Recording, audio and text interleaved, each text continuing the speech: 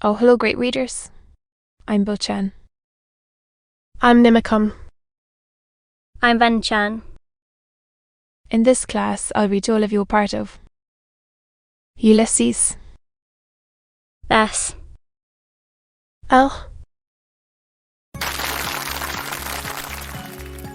Ulysses, James Joyce, Chap, 14 Sec 3. But he said very entirely it was clean contrary to their suppose, for he was the eternal son and ever a virgin. Thereat mirth grew in them the more, and they rehearsed to him his curious rite of woodlock for the disturbing and deflowering of spouses, as the priest used in Madagascar Island, she to be in guise of white and saffron, or groom in white and grey, with burning of nard and tapers, and a bride while clerks and crees and anthem of to sexes and mace corporees. Mystery until she was there a maid. He gave them then a much admirable hymen meant by those delicate poets Master John Fletcher and Master Francis Beaumont, that is in their maid's tragedy that was writ for a like twining of lovers to bid. To bid was the burden of it to be played with a companionable constant upon the virginals. An exquisite dulcet epithalame of most mollificative sweetency for juveniles amatori whom thou adore for us flambos. Of the parnums have escorted to the quadruple proscenium of connubial communion. Well met they were, said Master Dixon. Jude. But, harkee, own sir, bitter were they named Beaumont and Letcher for, by my troth, of such a mingling much may come. Ong Stephen said indeed to his best remembrance they had but the one doxy between them and she of the stews to make shift within delights amorous for life. Ran very high in those days, and the custom of the country approved with it. Greater love than this, he said, no man hath that a man lay down his wife for his friend. Go thou and do likewise.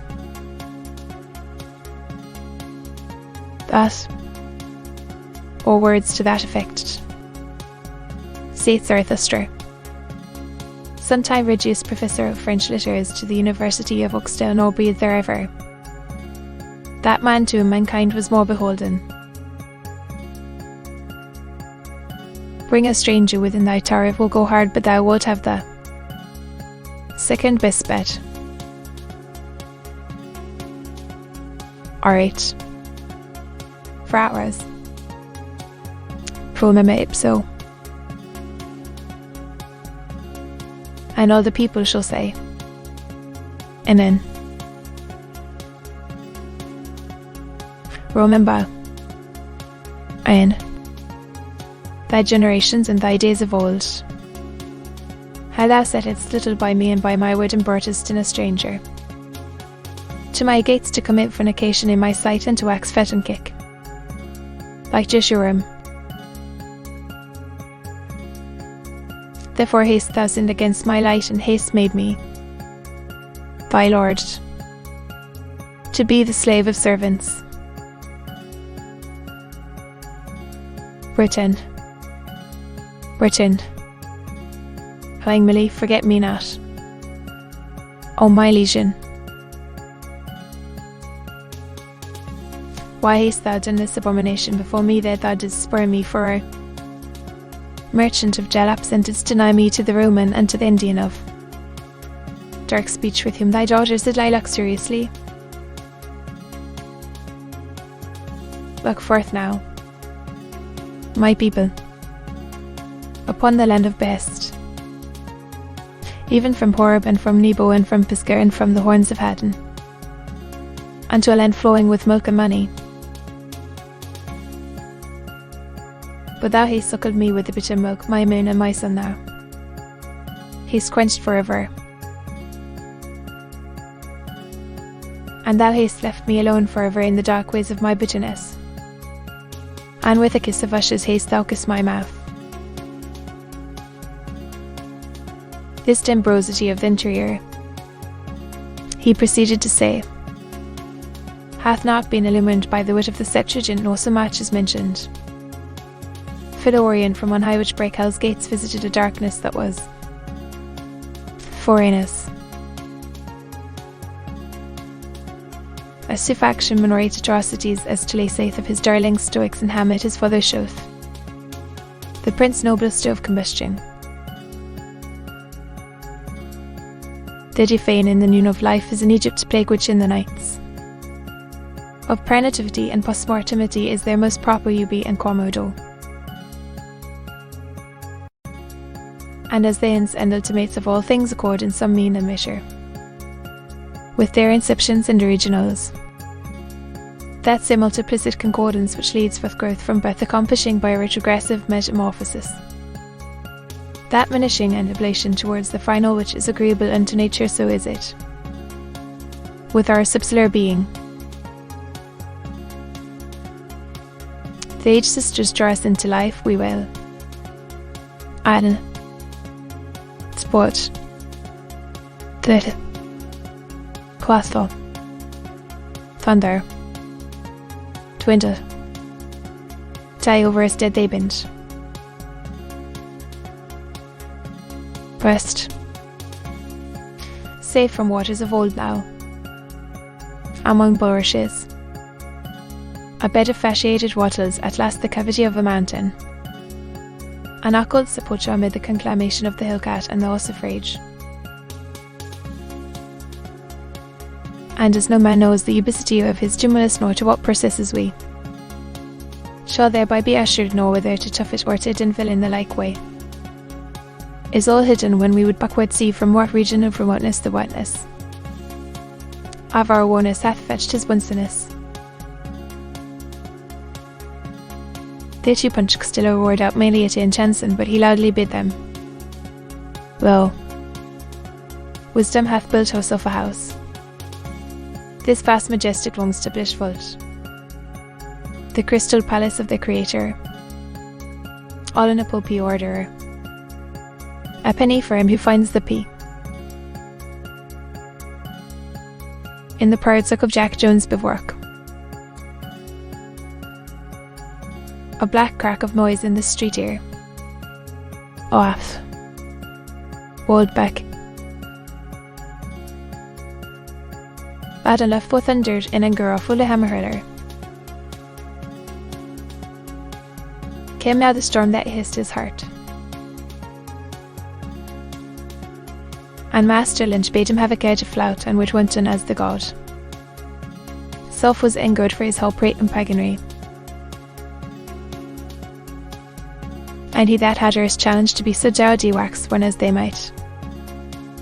All Mark and drank together in his bitch that was before so hot uplift was. Now of a sudden quite back down, and his heart shook within the cage of his breast as he tasted the rumour of that storm. Then did some mock and some jeer and punch, Castillo fell hard again to his ale which Master Lenehan vowed he would do after, and he was indeed brittle. Word and a blow on in the least killer. But the Burgot boaster cried that an old nobody was in his cups it was. But rat indifferent, and he would not let behind his lead. But this was only to Die's desperation as Gouty crouched in Hornswall. He drank indeed at one draught to pluck up a heart of any grace for. It thundered long rumblingly over all the heavens, so that Master Medon, being godly certain whiles, knocked him on his ribs upon that crack of Jim and Master Bloom. At the braggart side, spoke to him calming words to slumber his great fear. Advertising, however, was no other thing but a hubbub noise that he heard. The discharge of fluid from the thunderhead, look you, having taken place, and all of the order of a natural phenomenon. What was young Beausard's fear vanquished by Comer's words? No. For he had in his bosom a spike named bitterness which could not by words be done away. And was he then neither come like the one nor godly like the other? He was neither as much as he would have liked to be either. But could he not have endeavoured to have found again as in his youth that? But all holiness that then he lived with it. Indeed no, for grace was not there to find that but all. Heard he then in that clap the voice of the God bring forth for what comer said? A hubble of phenomenon? Heard. Oil. He could not but hear unless he had plugged him up the tube understanding which he had not done. For through that tube he saw that he was in the land of phenomenon where he must for a certain one day die as he was like the rest to a passing show. And would he not accept to die like the rest and pass away? By no means would he, though he must know, would he make morshes according as men do with wives which phenomenon has commanded them to do by the book. Though then what did he not of that other lamb which is called Believe on Me? That is the line of promise which boasts to the King delightful and shall be forever, where there is no death and no birth, neither weaving nor mothering at, which all shall come as many as believe on it. S. Pius had told him of that land, and Chaste had pointed him to the way. But the reason was that in the way he fell in with a certain whore of any pleasing exterior whose name, she said, is bird in the hand, and she beguiled him wrong ways from the true path by her flatteries that she said to him as, "Oh, you pretty men, turn aside hither and I will show you a brave place."